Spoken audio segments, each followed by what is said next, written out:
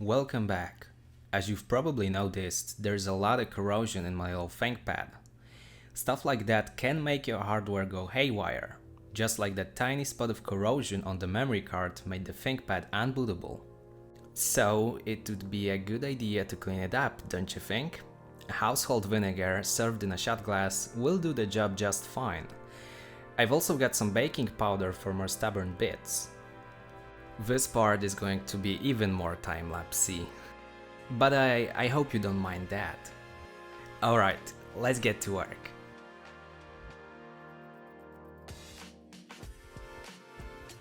Our first order of business concerns the living parts. I start by brushing off any dust and loose dried acid bits. Then I dip a Q-tip in vinegar and generously dab the area, covering any greenish or otherwise corroded looking spots on the board. The reason why I'm using vinegar is because battery leakage is actually alkaline and vinegar is acidic, thus it neutralizes the, let's say, output of the dead battery. However, the term battery acid has stuck around so much that I also stick by it. Of course, you cannot go with too much vinegar. It will damage the boards too. So if you want to do such stuff yourself, make sure you clean what you're working on thoroughly afterwards. We won't skip that step either.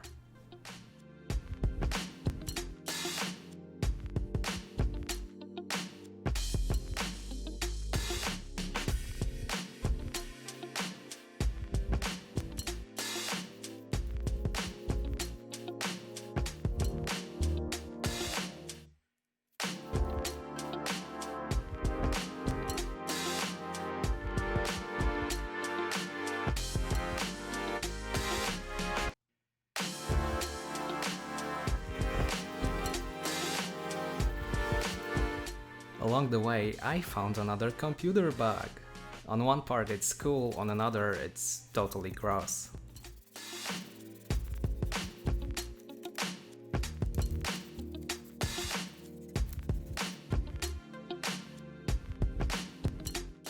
We got all the stuff treated with vinegar. What we need to do now is take off any extra residue we didn't pick up and clean the ThinkPad off of the leftover vinegar. Better to be safe than sorry, as they say, and isn't that right? To do that, I'm using baking soda, which is slightly abrasive, and isopropyl alcohol, which is my go-to cleaning agent for computers. The soda acts like a very fine sandpaper and is great for sanding the oxidation that battery leakage left, and isopropyl alcohol, or IPA as some people like to call it, gets gunk off like it's no tomorrow, evaporates quickly, and compared to tap water, doesn't leave any minerals or contamination, which means you're way less likely to cause a short. It's best not to inhale the vapors and open a window or something, get some ventilation in the room when you're working with isopropyl alcohol, unless you want to become the drunken master of vintage PC restoration, but well, I don't. So let's just proceed with the time lapse.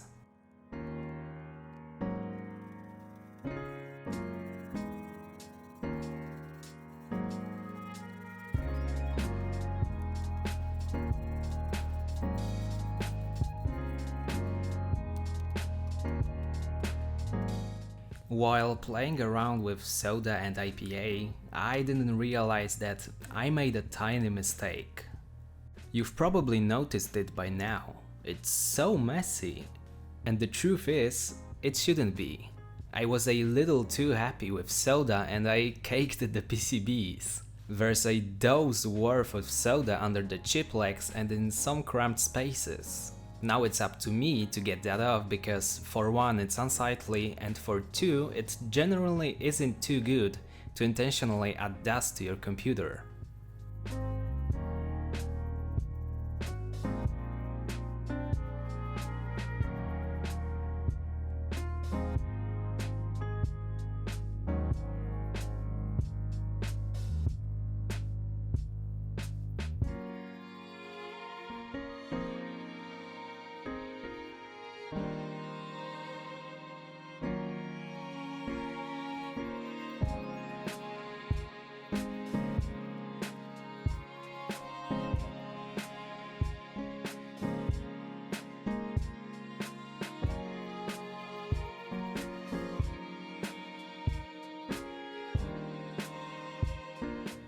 I think the shielding is where I really went to town with Soda, and it's got that polished metal look.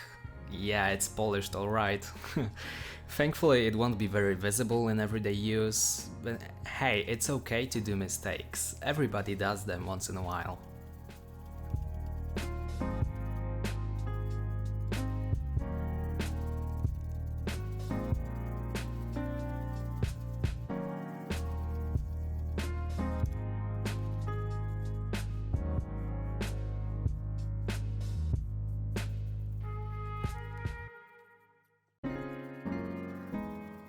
And after all this cleaning and decorroding the ThinkPad, it's finally ridden of any corrosion.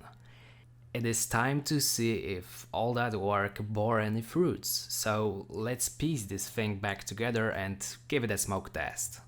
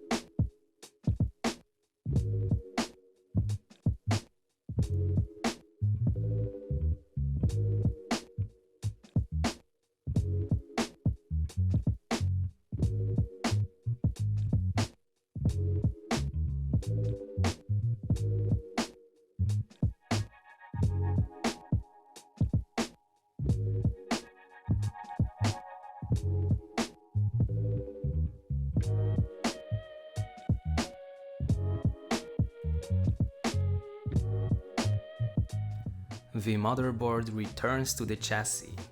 It's the final stretch before our first boot. All that's left to do now is connect a couple of cables and attach the keyboard, and we're pretty much ready to go.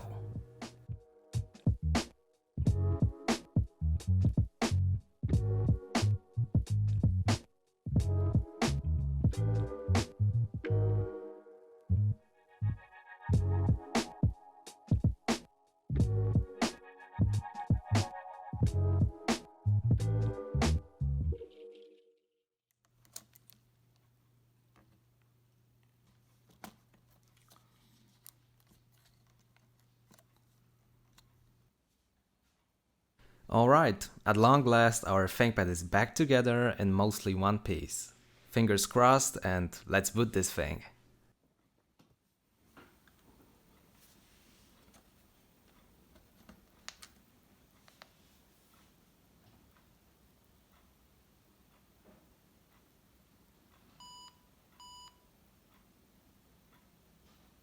And nothing happens.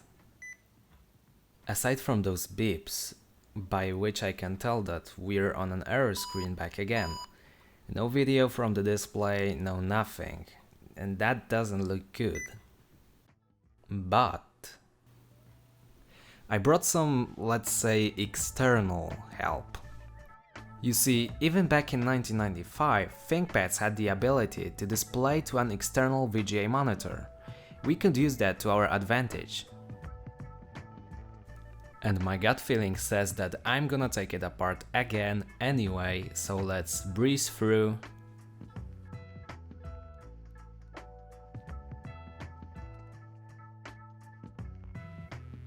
Connect the monitor,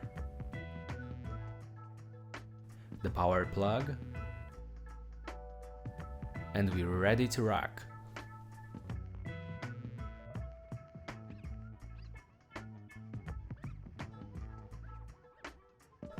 We've got something on the display, which is a good sign, and we get some errors. That's actually good news. Why good though? Well, for starters, we don't have the 201 error that we had before. This means that the memory issue has been dealt with. As for those are minor errors. 173 means the BIOS settings were lost, 163 means the time and date were lost. This is expected as I've pulled out the CMOS battery. 8611 on the other hand is a keyboard error. Again, no worries, we don't have the keyboard plugged in right now. So it's really all good. Inspired by the success, I quickly reattached the keyboard, yet its ribbon cables proved to be troublesome again. But it wasn't nothing that a quick snap of the fingers wouldn't fix. I gave it another power on, but with the keyboard firmly connected, the ThinkPad still displayed the 8611 keyboard error. After trying to troubleshoot it for some time, I just gave up for the day. I spent some more time trying to figure out what exactly went wrong, but no dice. It was only later that I had a so-called genius moment. During my troubleshooting, I mostly focused on the cables, thinking that maybe something had gone wrong with them, like dirt or a broken connection. But still, I got neither any display nor did the keyboard work, and it seemed like we were going nowhere. What gives, right? Then I noticed this. Notice anything wrong when I try to turn it on without the external monitor plugged in? Anything? Here's a closer shot. Notice anything at all? If your answer is no, you're right, nothing is happening here. But it should be happening. These LEDs on what IBM likes to call the status bar should light up on boot. When I first turned the ThinkPad on, the LEDs were working. So, what gives? See, every connection, the display connectors, the status bar, the keyboard ribbon cables all go through one card, the Interposer Card. The Interposer Card interposes, that is, according to Wikipedia, an interposer is an electrical interface routing between one socket or connection to another. The purpose of an interposer is to spread a connection to a wider pitch or to reroute a connection to a different connection. It's like glue that holds all the pieces of the laptop together. So if it fails, we don't have display or keyboard input. Perhaps it's not connected properly.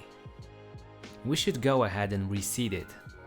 Unluckily for us, it's nestled pretty deep inside, so I had to disassemble the laptop again.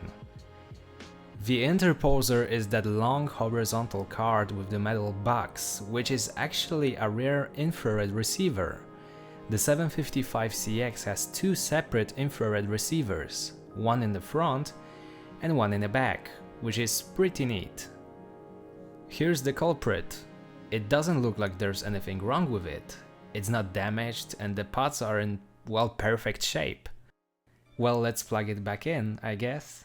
I'm going to brush the socket just to be extra sure the connection is intact. I'm connecting only the status bar. If the card works, we'll see the lights go up. Simple, right? And when plugging the power cord, we already see a flash. That's very good. Let's power it on now. And that, folks, is a problem solved. All the LEDs are lighting up, which means our display and keyboard should work too. I said should because you never really know. Let's see what happens with the laptop all in one piece. The LEDs light up and the rest? Success! The screen glows back to life. We get our usual fare of errors, the stuff you'd get from having a dead CMOS battery, but this time there is no keyboard error. The mouse button seems to have problems, but it's probably just dirt. Other than that, I'm really happy to have fixed the problem. Let's go into the BIOS menu, which I think is the best BIOS design of that era and maybe of all time. By the way, this is what you see when you don't have anything to boot from, like a hard drive or a floppy. And now back to the BIOS. This is IBM's easy setup. A BIOS with a GUI and a duck cursor that flaps around as you move it. I absolutely love it. Interestingly, we have only 1/2 of all our usable memory after we get rid of the corrosion. It also shows that on boot. Weird, but I can live with it. I still have a memory expansion. Let's go to the BIOS test now.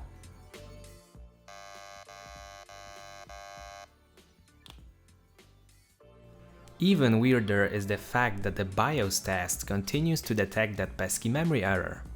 Although now it doesn't manifest itself on boot and won't stop us anymore.